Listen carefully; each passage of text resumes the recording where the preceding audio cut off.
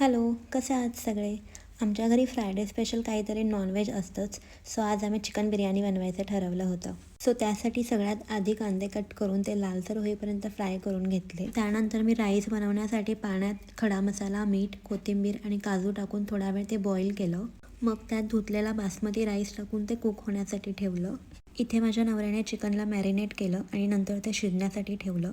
Chicken शिजेपर्यंत आम्ही बिर्याणी मसाला ready केला.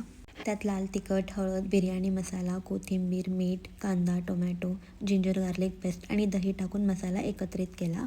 एका साईडला राईस पण शिजून रेडी झाला होता. मग त्यात राहिलेलं पाणी काढून घेतलं.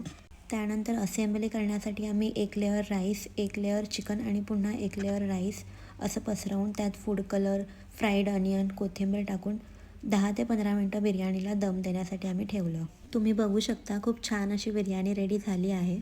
सोबतच मी कोशिंबीर पण रेडी करून घेतली होती. सो तुम्हाला ही बिर्याणी कशी वाटली मला नक्की सांगा. बिर्याणी तर खूप छान झाली होती. सोबतच किचनमध्ये हा एवढा पसारा झाला होता.